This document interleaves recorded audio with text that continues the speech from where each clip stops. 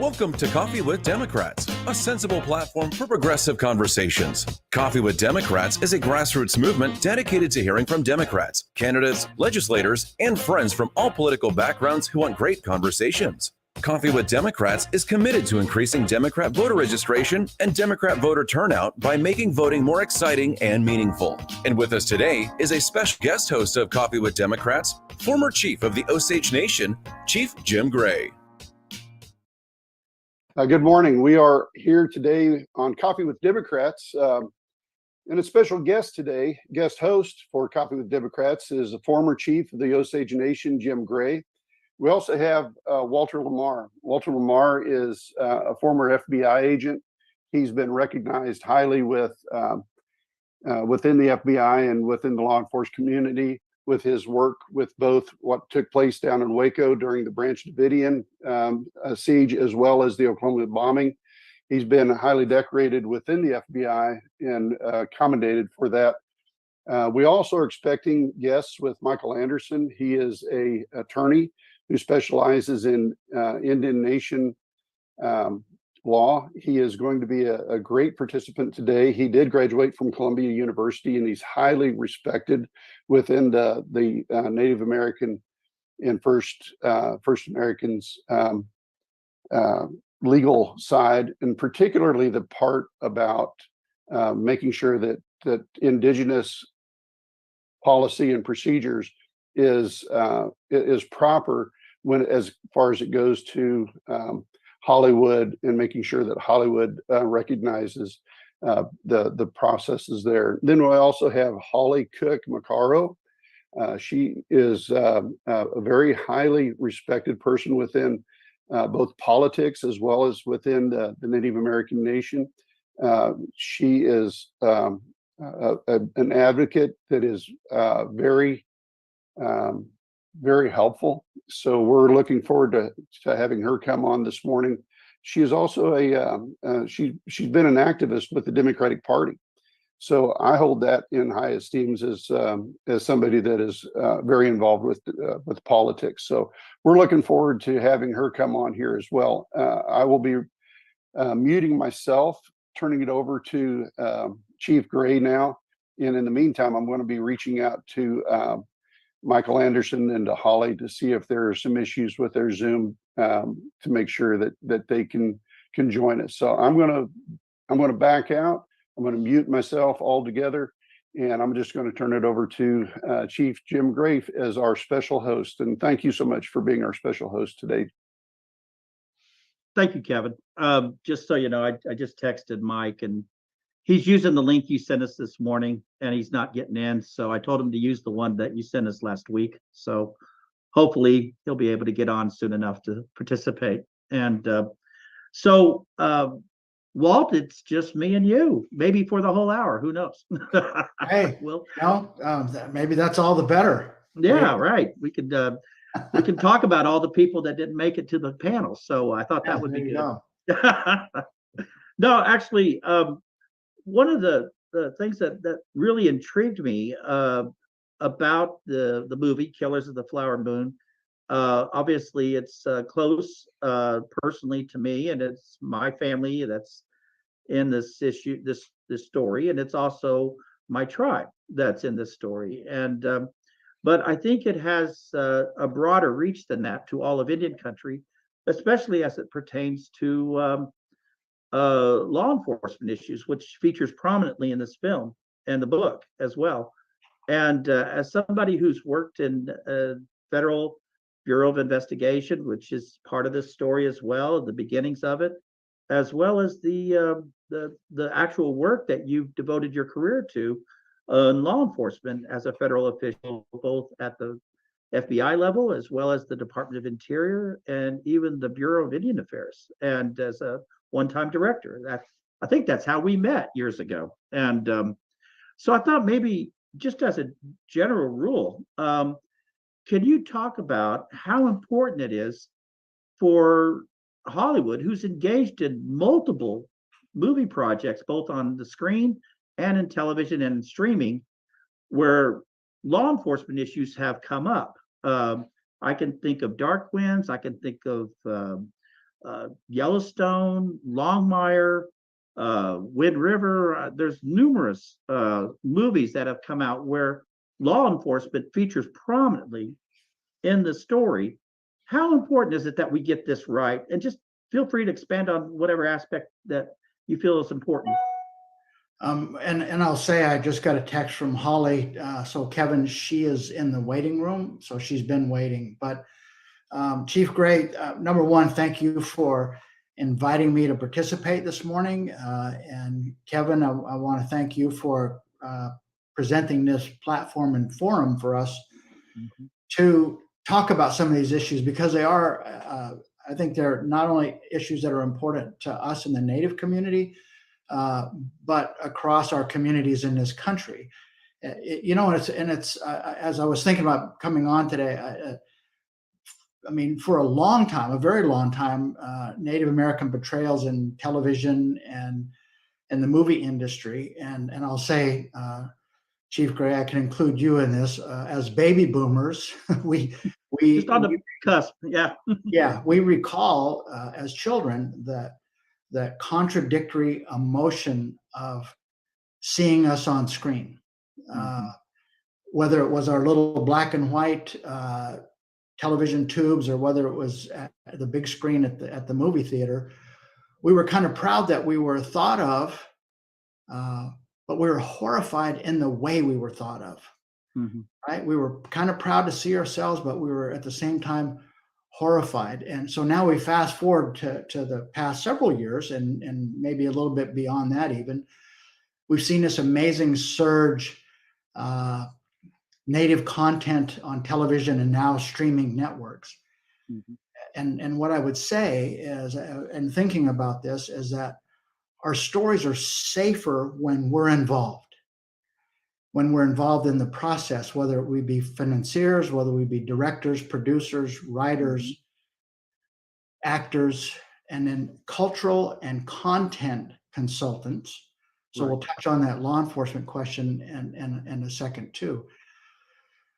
But with this amazing surge and the importance of us being, and I don't say us, I say the industry being right about what the content is. I mean, if a story revolves around heart implant surgery, they're going to have a consultant that's going to run them through and make sure that they're a consultant to talk about heart implants.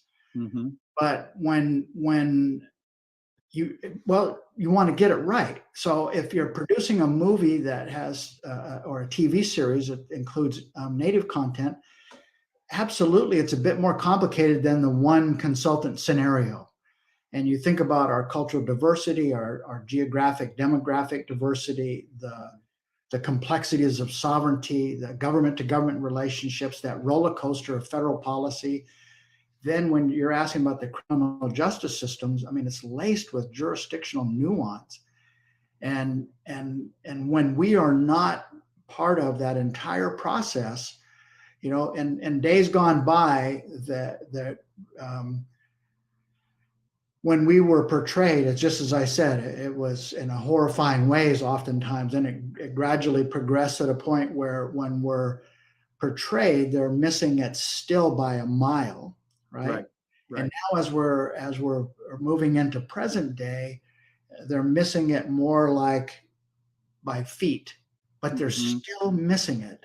And they're still missing it because oftentimes their thought is, well, if we've got a Native consultant, then that person can cover the gamut of everything that we're going to be presenting, whether it be cultural, whether it be law enforcement, whether it have to do with our communities and our languages. They expect that now they've got that one Native person there, they can check the box. It's absolutely not true. And when I've watched these television shows, and there are things that I'm gonna see that a lot of folks don't, because it's the law enforcement part. But we want authenticity and accuracy. We want this to be right, because this is our opportunity to make damn sure that our story is told correctly. To do that, the industry has to recognize that you don't get on the phone and call up one native and have them show up, and now you've checked the box and you've covered it. Yeah. It's much more than that. And when you brought up earlier about Killers of the Flower Moon, well, was it 2020 or 2021 when the announcement first came out that the movie was going to be made? Right. And somebody called me and asked me, well, what's my thought about it? Because of it's about the birth of the FBI. Mm-hmm. Well, I mean, immediately I said, well, the FBI genesis should only be an interesting factoid as part of this. Right. I mean, you're going to tell the story of the Oklahoma City bombing. You're going to tell the story of the tragedy. Mm-hmm. And then you're going to have as the side story, the investigation and talking about the investigation. Likewise here, my hope was that the FBI, the birth of the FBI would be an interesting factoid, but that the story would revolve around the Osage people, the tragedy, and to tell that story. And Mike Anderson, I see he's here now, but he and I have talked about it, and the fact that Osage leadership, including yourself, had an opportunity on the front end to meet with Martin Scorsese, that it changed the trajectory and it changed the story. Now, I haven't seen the movie, but talking to you and others that have, that basically is now what happened, that the FBI genesis is an interesting factoid, but the movie concentrates on the tragedy and the true story. And so I'll just add one more thing to this, though. But I feel like the movie is concentrated there, but the commentary surrounding the movie, in that it's our responsibility to address, is a fact that this didn't. I mean, there with the Osage people was as tragic and as horrific as it could be. But the same story is across our communities, across Absolutely. Indian That's country, right. whether it be precious metals, whether it be timber, water, uranium, coal, natural gas, even grazing leases and farm agriculture. Yeah, absolutely. And in every case, the anything that we own or control, there's always been the risk of hucksters, opportunists, criminals, thieves, and the commentary that we have to promote is that it goes on yet today. Mm-hmm. The Killers of the Flower Moon is going to be an incredible platform for us to tell that part of the story as well. So, well, look no further than the missing and murdered Indigenous women issue that is in today's newspapers today. So I would say that you're absolutely correct. These issues are still happening. Thank you, Mike. I wanted to ask Holly, one of the things that we did in our introduction was to talk about some of your work that you've done, both politically as well as your work in Indian country, in terms of getting the movie industry more prepared for taking on Indigenous content, because that seems to be the topic of interest at this point. We're seeing a surge in of content coming out in all platforms, movies, television, streaming services, and there's a real ripe opportunity for Indian country to engage in a equal basis, in a way that maybe we haven't been in the past. And your work as chair of the Illuminative organization certainly has brought a lot of that to light in the last 5 years. And I thought maybe this might be a good time for you to pitch the work that you do there a little bit, and hopefully expand on where you see things moving in the post Killers of the Flower Moon era that we think is going to happen. That's going to, I think, explode even more interest in Indigenous content. Thanks, Jim. Thanks for having me this morning. And I think you've hit on what we're really seeing right now is a renaissance in Indian country, not just in the film industry, but in politics, right? All of us, I see, Walt Lamar, Michael Anderson, we've all worked in the political space for so long, and coming at it from different perspectives and roles. Michael and I were in the Clinton administration together, and I look back then and on how different things were. We used to get so excited when the president would include Native Americans when he, listed off communities of color, and we expect so much more now, and rightfully so. This renaissance, I think, in terms of politics and visibility and all of that, I think, we are seeing in much more accurate portrayals in the film industry. And my work at Illuminative is as chair of the board, right? Crystal Echohawk is the founder and the real visionary behind the work at Illuminative, and along with a really tremendous team there. And that work and the identifying, I always say that Crystal saw a space that needed to be filled, right? And Illuminative provides, I think, both social media content, which is so important in driving a message, in pushing a narrative, or calling something out, and she does it in a very nimble way. The team at Illuminative is very responsive, from things like Rick Santorum's inappropriate comments to things like, helping get over the finish line the changing of the name of the Washington professional football team. All of those things, they were team efforts, but the amplification of how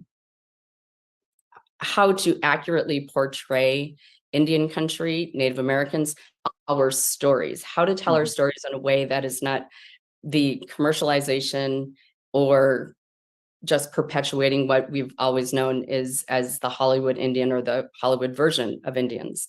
And that work over the last, I think we just crossed the 5-year mark at Illuminative. I think all of that in conjunction with so many people who've done this work for so long, right? We all stand on their shoulders. We are approaching a time, and as we see Killers of the Flower Moon, I'm actually in New York City today, and I saw this huge billboard, and it's Leonardo DiCaprio, Robert De Niro, and Lily Gladstone. And it brought tears to my eyes to think, it's so incredible to see. It's moving, isn't it? Yeah. It really, it's surprisingly emotional when you see that.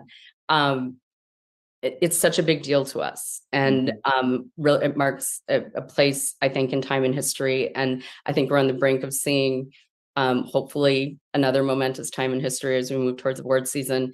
But all of that, it's this renaissance in Indian country. I think the electoral politics, the rise of the influence and power of Indian country, and the voice of Indian country politics and media, and in film, where it's a remarkable time.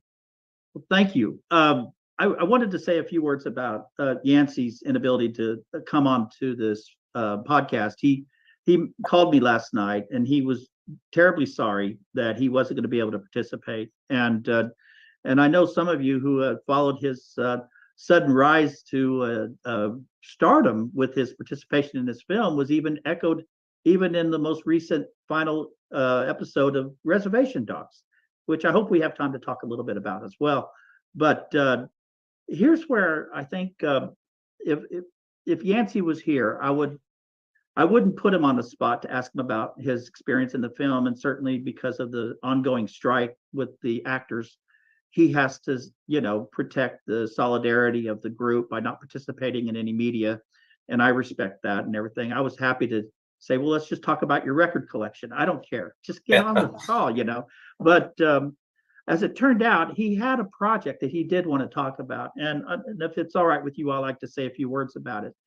His dad, the late Charles Redcorn, was a historian, and throughout his entire life was a writer. He was he had an Ivy League education, and he came back home and worked and devoted his life to Indian country. And throughout his life, he sat down and talked to people, Osages, who had experienced the kind of tragedy that is documented in Killers of the Flower Moon. But in their cases, their stories were never investigated. What was happened to them speaks to the multiple number of unsolved cases that were uninvestigated during that period of time. And for the sake of those memories, he wrote a fictional novel in a way that told their stories without disclosing their names. And But as I remember talking to him about it years ago when he wrote the book back in 2002, he said, I said, why did you write it fiction? You know, everybody's doing a nonfiction version of this, you know, and he says, I wanted to write it fiction so that I could tell the truth, if you get my meaning. The stories were completely taken from oral testimonies that he took down over the course of 30, 40 years of visiting with elders who had survived that period of time. And he captured it in a book called A Pipe for February. And it was so moving to be able to know that Yancey had auditioned and got the part to play Chief Bonnicastle in the movie and played the chief of the tribe. And during his engagement with the filmmakers, specifically Scorsese, they struck up a conversation about A Pipe for February. Scorsese wanted to see it, and he showed him the book, and he read it. And it wasn't too much longer after that, during the production, that he decided to add a scene to the film. And I'm going to break my tradition and just give you just a small spoiler. The opening scene in the book of A Pipe for February is the opening scene in Killers of the Flower Moon.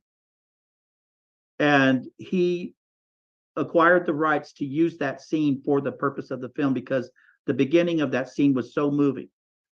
And even though it to the visitor just watching it in the film, watching it in the theater, who may not be Native American or Osage, they're going to see an opening scene that takes place 20, 25 years before the events of Killers of the Flower Moon.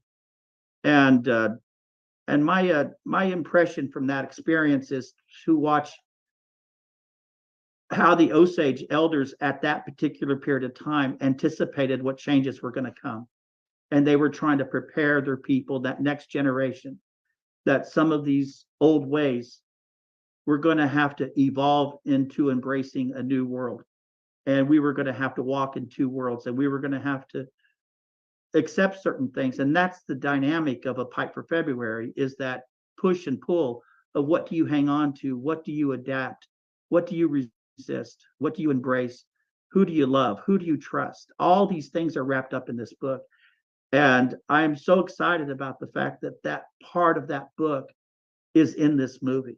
And it just means a lot to me as an Osage and as somebody who grew to know and love and respect a dear elder who unfortunately won't be able to see this. And I know that if Yancey was here, he would be expressing these kind of sentiments as well, that this is such an important piece of book. And just recently, they did a second printing at the University of Oklahoma Press, where Martin Scorsese wrote the foreword to the reprint of the book, and David Grand wrote a back flap blurb promoting the book as well and encouraging people to read it. So that's my shameless plug for A Pipe for February. And now I want to go to Mike and say, you know, after what we heard from Walt and what we've heard from Holly, there's a practical aspect that I think people have raised this question before, and you've actually dug into this area. Aside from your legendary career in Indian law world, you've branched out into doing some entertainment law and allowing tribes who may have an interest in this to help bankroll and finance. And what are the challenges that you see for tribes that are engaged in, maybe in order to really command that story? Sometimes it's better to have an interest in that project. Can you talk a little bit about that? Yeah, great question. You know, I've always interested in film, both the Renaissance in the 70s when you had Little Big Man and Outlaw Josie Wells and Soldier Blue, some of my favorite Native American films. But in 2016, I was part of featured in a documentary called Promised Land, which was about the struggle of the Duwamish tribe in Seattle to obtain federal recognition. And in talking to the producers and directors, I thought, wow, you know, this is great that an independent film company can do a topic in film on a very specialized topic, like the Duwamish recognition. And since then, I've just seen a number of documentaries that are very specialized. They're in a niche market. But I've also seen in the broader context, with Killers of the Flower Moon, much more commercially, marketable, larger films and then films and TV shows like Dark Winds and Reservation Dogs. I mean, there has been a renaissance. And so as my clients look to expand, diversify from primarily gaming establishments and that kind of field and those endeavors, we started looking at Native American film. It doesn't have the margins, obviously, as a large casino would have, but there is profit to be made both in the smaller market and larger. And so that's how I became involved in it. The BIA used to guarantee films through their guaranteed loan program. They're not really doing it as much now, but they sponsored and bankrolled Wind River and LBJ and some other films. And so that's how my clients got involved in thinking that maybe they could diversify their economies, get into film, but also because they really want to shape and form the content. They want Native American role models, and I'll just make my own shameless plug. Both Walt and Holly and I are on the Native American Hall of Fame board. Yeah. We have an induction ceremony in a couple of weeks in Oklahoma City at the First American Museum. And one of our inductees is Will Sampson, who is a Muskogee Creek like I am. In the very early films, like when you didn't see a lot of Indian faces, but in One Flew Over the Cuckoo's Nest, and he was also in The Outlaw Josie Wells and in Poltergeist and some other films. But so I had an historical kind of interest just from having a tribal member in film. But and now seeing that our clients want to actually do investment in films and expand into entertainment. If just so we tie up this loose end here, Mike, if somebody wanted to participate, invest, sponsor, anything like that, where can they go and what can they do? Well, the film producers are always looking for investments, and so if you read the trades, Variety, and others, you'll see a film is in production. I actually met with the production company for Killers of the Flower Moon at an early point, and before they'd actually really engaged with the Osage tribe, and I was talking to them both about investment, also, but things like using traditional tribal regalia in the film, actual Osage language, and things that I later learned that they parroted back to the tribe when they met with them. So that was terrific. They heard you. Yeah, but and many other people. I know the tribe eventually had a consultant directly working with as a liaison to the film production company. But it's basically following the trades and see what's in production. Films always need money, even the large films, whether it's a monster like Killers of the Flower Moon or very small productions. And so it's one of the challenges for the filmmaker is to really, sometimes they're great on the artistic side, but they're not great on the business side. So you need a marketing plan, you need a sales agent, you need a foreign distribution if that's the kind of film that's marketable there. But it's basically doing business in just artistic content, which is a challenge for many people. I think one of the things that make Killers of the Flower Moon so interesting, and I don't know if you all recall, but the day the movie premiered at Cannes Film Festival in France back in May, I had already seen the movie, and I was as one of the descendants of the people who are killed in this film. The Apple thought it would be a good idea to invite the descendants of those that are featured in the film to be able to see it privately before it is shown worldwide. And so I had a chance to go to New York and watch it, a private screening. And so, but before I left, I had to sign a non-disclosure agreement. So you guys know what that's like, I got to see it, but I couldn't tell nobody about it. And I have to say, it was probably the longest 2.5 weeks of my life, sitting here at my home and not even able to talk to friends or family about what I got to see. And but it was moving, and it was incredibly moving, and it was powerful in its message. And so these ideas have been rattling around in my head the whole time. And so the day the film premiered, I got an email from the lawyers with Apple and saying I've been lifted from my non-disclosure agreement, and I can talk about it at any time after 2:30 this afternoon Central Time. So I had to wait, and so when 2:30 hit, I started typing away, and I made a series of tweets. And I thought about writing a review, like your conventional critic review, that everyone else would do, And I thought, no, there's tons of people who can write that, What can I write that maybe no one else would?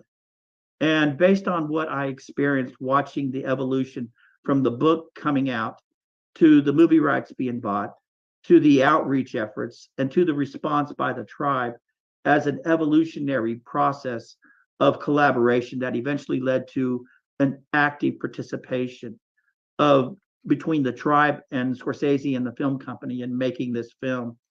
And then after all that, getting in a chance to see it was so powerful. It doesn't answer every question people are going to have. Is it the story the Osages would have written? Probably not. But for the purposes of this film being made in such a collaborative manner, it blew my mind looking at the amount of artistic creativity and genuine desire to get this story right by everybody who worked on the sets, to the people who worked in costume, to Robert De Niro's commitment to be able to speak Osage and do it in a convincing way was my biggest takeaways from that film. And so I wrote about all that in those tweets and saved very little to just talk about. I thought it was a great movie, and I've never seen it like that because it didn't elevate the white savior narrative as the FBI coming in on the white horse saving the day. They solved one or two cases out of literally hundreds of unsolved mysterious deaths that maybe weren't so mysterious after all, but certainly unsolved, uninvestigated. And so the viewer is left understanding that the resilience of the Osage people was really the thing that got us through that period of time. And specifically Molly, the character Molly, played by Lily Gladstone, so bravely and passionately controlling her energy and emotions, staying in the realm of that character, but knowing that she's Osage and she's surrounded by all these forces, some sharing her own death. And it is just an incredible movie. I couldn't say enough things about how they interpreted that story and put it on the screen the way they did. That tweet, last time I checked, it was like 7.4 million views around the world. And I didn't think people would care that much about process, but I want to throw the question to all of you. How important is process when it comes to getting that part right and not knowing until you see the final product whether or not that process produced a result that you could be proud of? Walt, you go first. Well, Chief, number one, I think you must have talked to Scorsese about lighting tricks because you're doing a really good job with that lighting. maybe you can get. I'm a big fan of cloudy skies because it's good for camera work. Okay, so Scorsese gave you a one up on the rest of us with your lighting.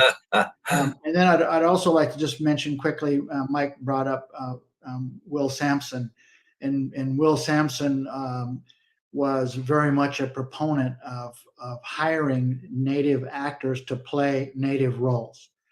And I think that's part of our excitement about inducting him into the National Native American Hall of Fame is that, he wasn't the only one, but he was on the front end of that movement to ensure that to make it more correct.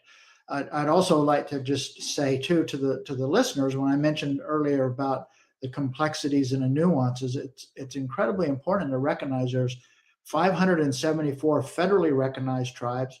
There are state recognized tribes. There are 200 different languages spoken. And oftentimes people talk about the native culture. There is really no such thing as the native culture because we're made up of a lot of cultures. Mm-hmm. And I mentioned the diversity that we're all across the country. And hopefully the biggest takeaway from today's visit is that folks it'll pique their curiosity. They'll do a little more exploration and figure out who we are, that they'll grab a book and they'll pick it up and read a little bit more about who we are. And Oscar Hoke just came out with a book called Calling for a Blanket Dance. And for those folks in Oklahoma, it is tremendously insightful because it takes you right to the Kiowa people, right to the Cherokee people, right to the essence and the heart of being multi-tribal, growing up in Oklahoma. And it's a wonderful way to gather that kind of insight. But please do take that time to think about who we truly are and what when we're talking about the movies and the industry. What we're talking about is that it's not just a singular story. Thank you. Holly? I'm so glad that you brought the question about process up, because we've seen the work. Bird Running Water was at Sundance for 20 years. He recently left. Adam Perrone is doing a terrific job there now. And the programs that they put together in terms of the labs and the fellowships to get natives on the other side of the camera as well, right? Which is so important. We have Jane Myers was just nominated for Emmys, who was on that side of the camera as the producer of Prey, and continues to have a number of projects out there. That process and having those voices and those eyes from the ground up are so important in making sure that this Renaissance time that I referred to only gets better. And so that process is getting people and teams, and not just as consultants, but as writers, which we see, Sierra Teller Ornelas, who was the first woman Native American showrunner on Rutherford Falls. We see, as you referenced, what just ended was a terrific 3 seasons for all of Indian country, and a lot of people in America, and watching Reservation Dogs, that all of that, both sides of the camera are so important. Absolutely. That is a perfect example. If you want to look at the situation, like, how do we get it right? I mean, what is the optimum standard that we should be shooting for as an industry? I would say, in the movies, if you're going to have, because not every movie is going to have a Martin Scorsese directed, and it's not going to have these A-list actors like DiCaprio and De Niro and Gladstone come in and carry the weight of the film based on their star status. You may have smaller projects that may involve other tribes, but if nothing, you can learn that there's a process here of getting that part right. Even if you're not a Scorsese, you can follow Scorsese's process and producing a film that actually is respectful of the tribe you're telling the story about, or the indigenous people you're telling the story about. Mike, I got to throw you a Reservation Dogs question, brother, because this one hits real close to home, and I just wondered if you could speak to how you feel like the Muskogee Creek people have embraced this story, how they've engaged in it in terms of feeling a sense of pride. That scene in the jail where Lily Gladstone plays Hotke, and she's talking to Willie Jack about drawing upon the strength of her ancestors to get her through the troubling times that she was going through. It was such a powerful, moving moment in the entire series. It's left an indelible mark on my psyche, because it spoke to me. I literally wept watching that scene. Can you talk a little bit about it, Mike? Yeah, I mean, the community has completely embraced that film. I think half my relatives have been in it. There were one of my aunts was in one of the singing scenes. But yeah, I think they captured the community life from death, healing, kinship, and all the themes that they really kind of rememorialized in the last episode. And the community has completely embraced it. The scenes. What I was concerned about is, would this resonate, globally or nationally with other reservations? And it has, because I think the stories are so familiar. I wasn't sure the Indian humor would translate, but it translated very well. Yeah. What I'm proud about too is that they had a Native American writers' room. Some of the guys from the 1491s, like Ryan Redcorn and Dallas Goldtooth, are in there. And I think that makes a difference. The authenticity, when you try to I think about the dark old days 30 years ago when Pocahontas came out, and you clearly did not have a native imprint on that. The difference between the Res Dogs, and I think after Killers of the Flower Moon, I think there's going to be a continued evolution marketplace for native films. Holly mentioned the Sundance Institute. I know she's involved with them, and that's a great place when you talk about process. It's great to have written content and actors, but in the end, it comes down to financing and producing films. And the fact that there are now more executive producers, associate producers, and others for film, showrunners, that is going to make a huge difference. You'll see that both in very small films and large films, in the next year or two as these films come into production. I think one of the things I really admired about the way Sterling Harjo handled this entire 3-year run was that, you see it in other communities, you see it in our own community sometimes, where somebody achieves a certain level of fame, they pull the ladder up, and he didn't do that. He did not do that. He took the opportunity that he had, and he brought other people with him. He gave them opportunities to shine, and he asked certain people that he had worked with in the past to come in and step in and direct an episode or to help write an episode, like you said, Mike.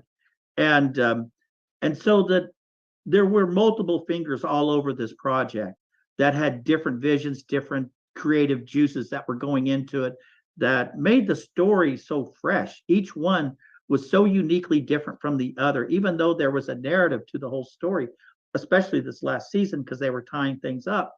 But I just want to give a shout out to Sterling, because that was a choice he made. And it was such a smart choice, because like you said, Mike, we don't want this to be a one-off. We want this to be the beginning of a new renaissance of Indigenous filmmaking, both in front of the camera, behind the camera, and the content. Because what we discovered through both telling an accurate portrayal, reflecting a historical event that happened in our past, like Killers of the Flower Moon, or telling a contemporary story about the lives of Indigenous people living today, with all the challenges and struggles that contemporary society has placed upon them, and the unrealistic expectations that mainstream media has put on us, yet we still find a way to have our own voice and have our own space to be able to tell this story from our point of view. I think it's just gonna, it gives me reason to hope that these are not the exceptions as they have been perceived today, but they're gonna be the rule going forward, I think. Holly, if you don't mind, I want to dig a little deeper in terms of a little bit about how important it is that we organize a pipeline of content for the industry, because you don't want them to just pick a consultant. You don't want them to just, do it as if it's a PR move. You want the original work to get the best attention from the industry that has the resources to make it real. And but the burden is on us too, right? We have to produce. We have to write scripts. We have to go into acting classes.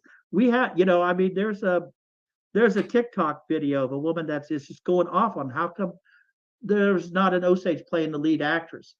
Well, if we had an Osage that had, worked her way up like through the ranks like Lily did, maybe that argument would make sense. But Lily demonstrated the ability to channel her own Indigenous upbringing into this character. But it just speaks to the need for us to be able to do our part. Can you talk a little bit about the work that Illuminative does to help create that? Yes. Creating that pipeline, I think, puts and you said, we have that same responsibility to show up in spaces where we want to be represented and with those same kind of talents. And I think of it a little bit in terms of politics, right? Back in the day, I think Michael, you remember there just weren't a lot of, for instance, Native Americans doing either, advocacy work.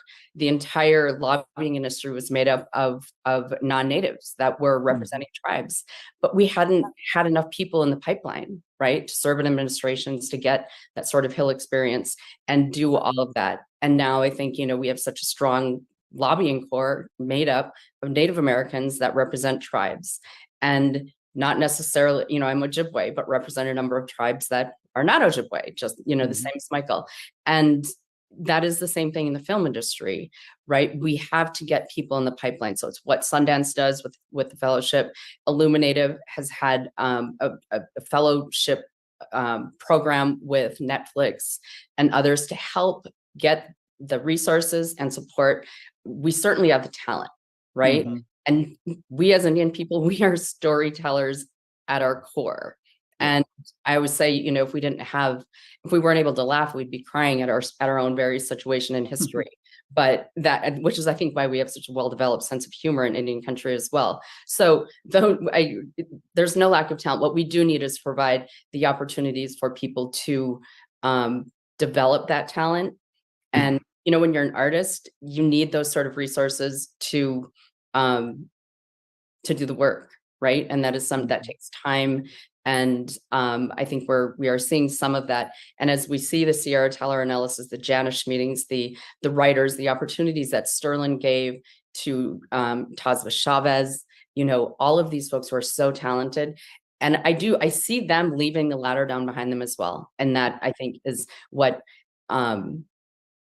them using their platform and opportunity, but I also, finding that space. And I know, Michael, you do some of this work in finding that space where that talent can be grown and mentored. Mentorship in Indian country and this space, I think, is going to be really important. Say, Walt, I'm not asking you to give us the full width and breadth of what you've been able to experience being married to the director of the National Museum of the American Indian, but could you give us at least a glimpse at the kind of things the museum does as a way of educating the general public about Indigenous life, Indigenous world that we have all grown up in, how important it is for that to be accurately reflected? I know one of the things that Kevin did when he was in that position was that he opposed the Indian mascot issue in Washington, D.C. He opposed these, he championed projects such as the accurate portrayal of Native Americans, whether it's in Madison Avenue or whether it's in Burbank or Hollywood, because those things affect federal policy in D.C. The perceptions that the public has that is born from, Land O'Lakes butter or the Washington football team logo or some of the perpetual misrepresentations like you talked about of our lives on the screen has an effect on federal policy. The museum stands alone across the street from the U.S. Capitol as a point of education to the world of who we are and what we are, and definitely what we're not. Could you talk a little bit about that? Well, thanks, Chief Graham. I appreciate that question, and I'm incredibly proud of my wife.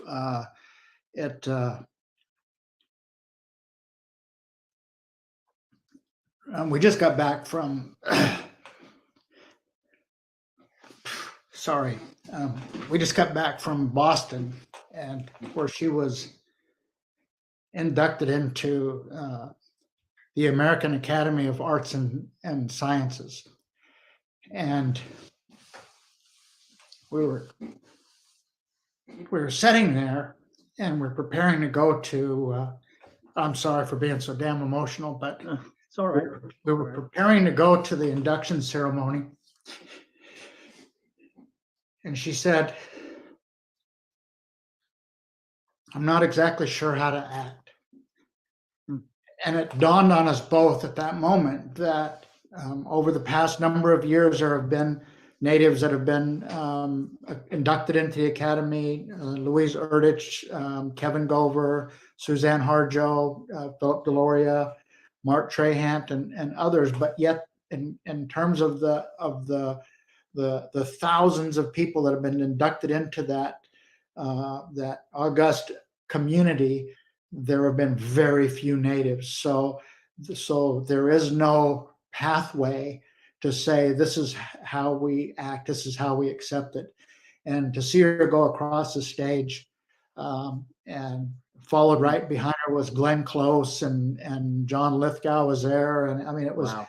and the incredible minds that were inducted into this ceremony, and then to have this Native woman being recognized in that way, it's incredibly important. And the main thing that she knows and recognizes is that it isn't about her, but it's about us.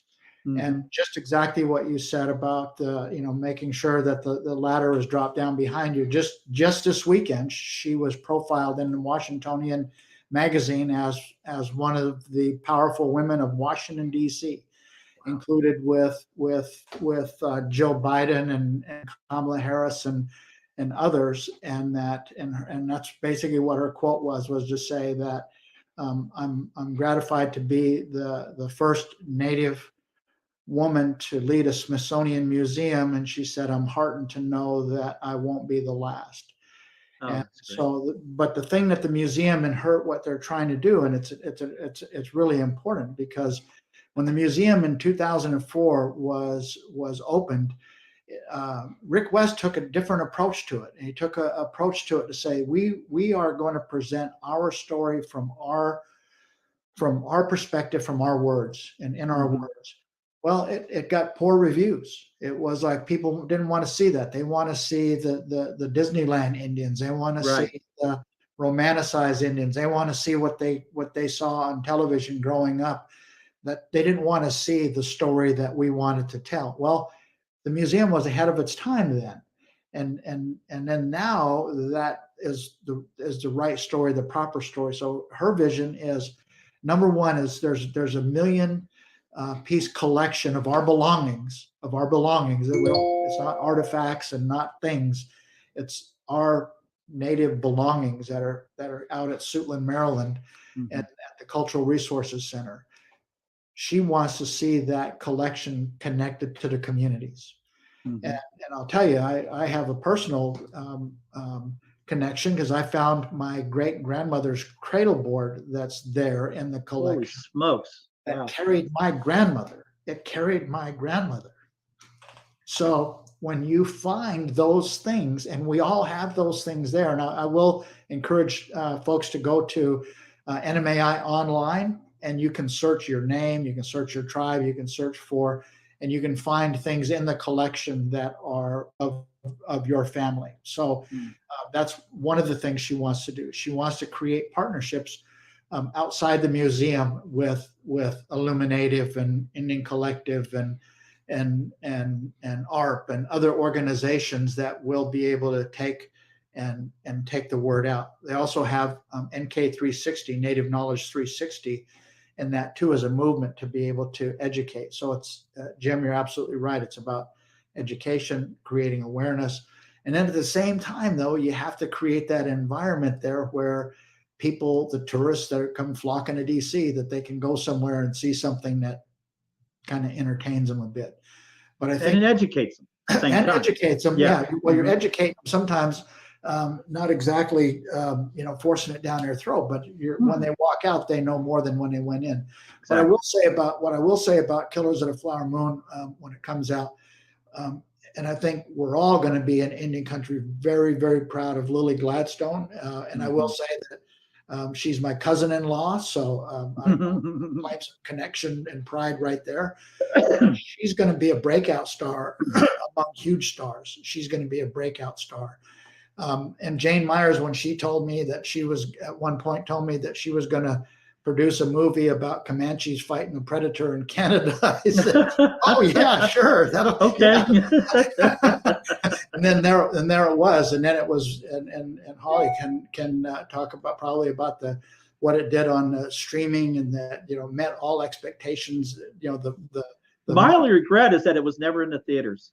I really wished it was in the theaters, because I would have gone multiple times. A movie that grants that visually was beautifully done on my computer screen was such a disservice to all the hard work that went into telling that story, you know. So lastly, what I want to say is, oh, and one more thing about my wife, she's also in the Forbes magazine 50 over 50 too, on that list as well. So she's kind of on a roll, and she's embracing her platform, that this is the place to talk about not me, but who we are and what the museum does. And don't forget about the fact that there is an NMAI in New York City as well. That's right.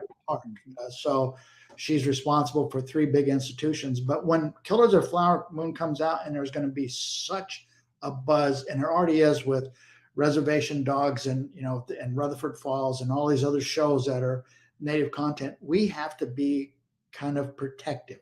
Yeah. We and our community, we're going to have to be protective because, as I said earlier, the hucksters, the opportunists, the thieves, they will be coming. And what's Mike Anderson? What's the line in the movie? The wolves. Oh, can you see the wolves in this picture? So they will be coming, and they'll be trying to imitate who we are. They're going to be trying to imitate our portrayals in the movie industry. So we've got to be very protective, and not to be on a sour note, but no, I agree with you, because my interpretation of that is that we have to take control of our own story, and we have to make sure that we're the ones telling it, not somebody else. And then, Jim, if I could just make one point on that, on our telling our own stories. I mean, I think as we're wrapping here, there are a lot of untold stories, a lot of historical narratives for my tribe. There's really never been a great film about the Trail of Tears. There's been a lot of individual small, tribal productions, but on a mainstream. There's now been a recent great sports story like the Hominy Osage beating the New York Giants. Yeah. And, I saw a panel with Wes Studi, and he was talking about there hasn't been a great romantic comedy mainstream with Native Americans. He said, where is the Guess Who's Coming to Dinner for Native Americans? And I thought, hey, here's a title, Guess Who's Coming to Wild Onion Dinner? And we can have that. But I'd love to see a romantic comedy. And some of the investors I've talked to have asked for that. So I'm hopeful at some point we'll see one of those. That's encouraging.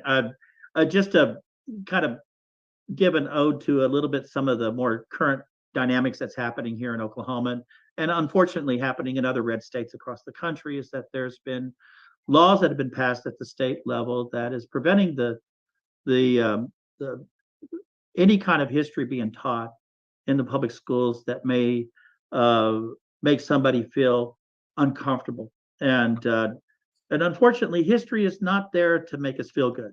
Unfortunately, it's there to help educate us, so that if there were mistakes in the past, like slavery and Jim Crow and Reign of Terror and the removals like the Trail of Tears, that they be brought to the attention of this generation in the school books. And right now we're fighting a battle right now in Oklahoma. House Bill 1775 is on the books, and it has had a chilling effect in the school system from being able to even bring Killers of the Flower Moon into a social studies class. There's a story that a teacher in Dewey, Oklahoma, has bought 25 copies of the books for the purposes of educating their students on it. And when that law was passed, she put them in a box and put it in a shelf, because the consequences of violating this law would be she would lose her teacher's license, and there would be an accreditation to her school system. And none of those things were worth the risk of jeopardizing her career or her school. That would even further damage the school system's ability to teach kids. And if you all have a comment on that, that's fine. If not, I'm happy to wrap it up. But I just wanted to put that in there, because this is a dynamic that's going on. The lieutenant governor attended the Cannes Film Festival to promote the fact that Oklahoma give tax credits for this film to be made in Oklahoma. And I just want you to know that I'm glad that the lieutenant governor was there. I really am glad, because he was promoting this film for an international audience to see. And when he came back to Oklahoma, a reporter from OSU TV, it's a NPR station based at Stillwater in OSU, Tulsa, KOSU, I think is what it's called, asked him, how is it possible you are promoting this film to be shown worldwide for everyone to see, while at the same time you're preventing the content of that story to be taught in public schools? These are legitimate questions that are being discussed right now here in Oklahoma and in other red states where these laws are on the books. Any comments or questions, observations? Looks like I stubbed the panel with that. Well, one. no. In the chat, there's a question, and it was asking us how we feel about Killers of the Flower Moon.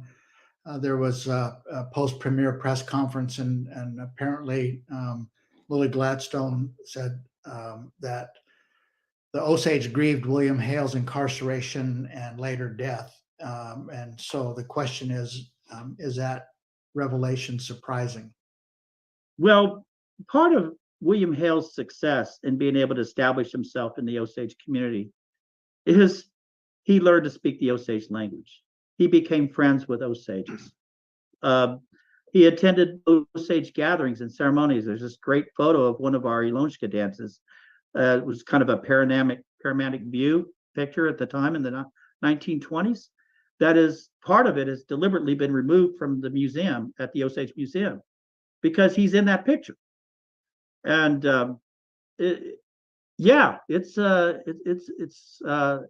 it's difficult to describe that people who pretended to be our friend ended up not being our friend. And even with the trials and the convictions and eventually his parole in the late 1940s, there were still Osages that had some affection for him, but the vast majority of Osages did not, of course. But we still lived in that time that even though there was those set of crimes that got all the attention, what also happened was that there was a silence that took place for the next 40 years where nobody even talked about it.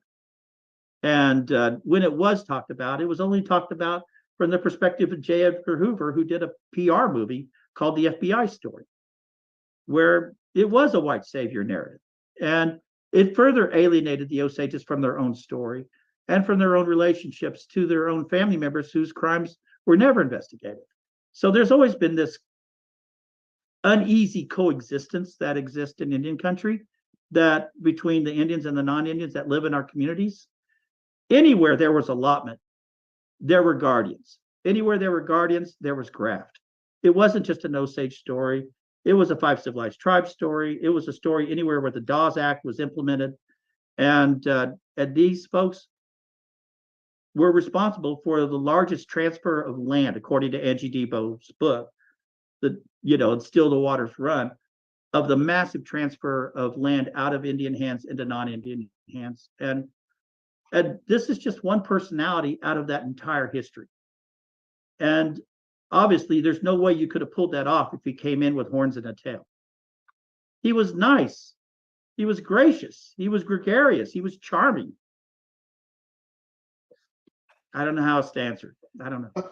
Chief Gray, I'll just say that I think all of us know that person or persons from our communities, and where in Anadarko there was a person who basically was a loan shark and loaning money 100 on 100 and was in collusion with the Bureau of Indian Affairs when they would have a check coming for oil royalties or whatever it might be, and then he'd collect 100 on 100.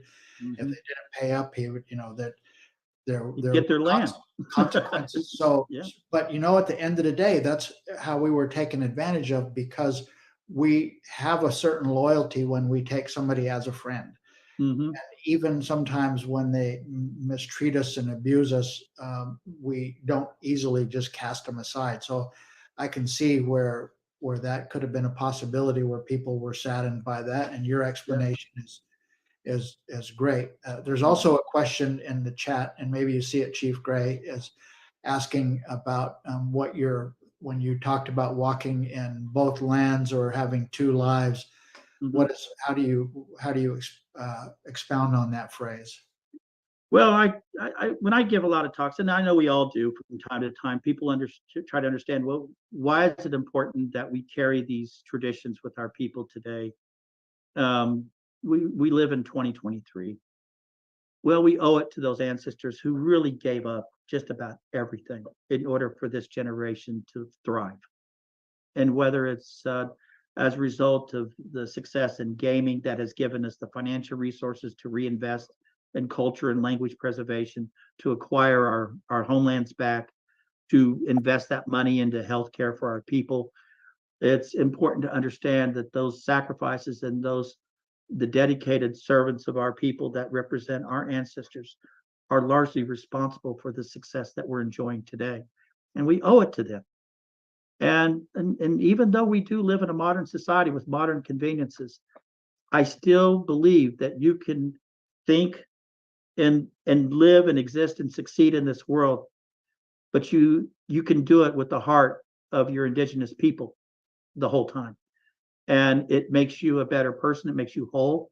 And I think in a way, it gives you a sense of perspective that your goal in this life is to hopefully leave that woodpile a little higher than what you found it for that next generation. Those kids are growing up so that they will have the benefits that you had.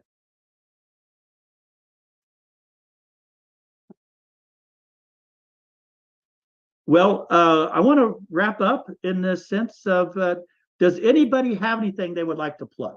If they do, this would be a wonderful opportunity. I'll start with you, Holly. Ladies first. Anything I would like to plug? Yeah. Any project you're working on you'd like to share with the audience? Anything of that nature? Yes, I have been working very hard on the effort to free Leonard Peltier and advance his clemency petition and gain the attention of President Biden in either granting clemency or the support for his petition for compassionate release. I think we've reached a tipping point in terms of the number of members of the prosecution who have stepped forward. And I compare it to this, the Secret Service agent a couple of weeks ago who was profiled in the Washington Post. He rode on the car that President Kennedy was in when he was shot. He's 92 years old. He wanted to tell his story, and he spoke out for the first time, some of which differed from the Warren Commission rendering of that day. But I compare it because I think folks who are a part of these moments in history and they have this crisis of conscience and want to step forward, and everyone from the judge in Leonard's case to the U.S. attorney who handled the prosecution and appeal to the FBI agent in charge of the Minneapolis area office at the time have stepped forward and recognized that they couldn't prove that Leonard committed a crime on the Jumping Bull Ranch that day, have acknowledged the racism that was present and the atmosphere that was funded and created by the US government in Pine Ridge at that time, and the fact that 27 multinational corporations had filed for the mineral rights on Pine Ridge and in the Dakotas at that time. The background to this story is one that should be told, needs to be told, and a man has served nearly 49 years in prison. And right now, I always say I'm not relitigating this case. It's about justice. Yeah, thank you. Thank you. That was such an important cause that's on top of mind with a lot of people in the Indian community. And please give your husband our congratulations for receiving his, what was it, a Lifetime Achievement Award of some type? Yes. What did he get? He got the Lifetime Achievement Award by NFOA, which is taking place right now. So I will tell him. Good deal. Mike, what are you working on? Yeah, well, I mentioned the National Native American Hall of Fame. Our gala, annual gala is Saturday. We have 6 inductees. Mark Trahan from Indian Country Today. Lameda Warjack was an AIM activist back in the day. Joe Dela Cruz, very well-known Quinault Tribal Chair. Richard Trudell, a lawyer that really initiated a lot of law careers, and Will Sampson from my tribe. So that is online. They have information if you want to go online, but that's the next project I'm working on. Excellent. Walt, anything happen? Walt? Yeah, sorry, I just picked up a cold and I'm now have a coughing fit going on. But I will say this: Holly is an absolute strong advocate for anything and everything that she does. And if I ever get in a bind, I want her behind me to get me out of whatever bind that is. And I think Mike Anderson will be at some point leading the effort for a big movie production. And when he does, I'm looking for a role. So make sure that you include me in that big movie production. But I'll just say I'm very proud to be included with the three of you in this podcast. And I think it's the absolute most important thing is always and never underestimate the power of our voices. Absolutely. I couldn't Well, think of a better way to end that. You guys, you have been great and great sports, and next time we all get together at whatever at an event that brings us all together, I'm going to make sure Yancey buys us at least a round of coffee in honor of the Coffee for Democrats for honoring us with this hosting responsibilities and having this particular subject on their platform to discuss. And I thank you all very much. And Kevin, if you can unmute, I'll turn it back over to you to finish this out. Well, it's such an honor and a privilege to have everybody here with us on Coffee with Democrats. Really, this is one of the premier shows of the year.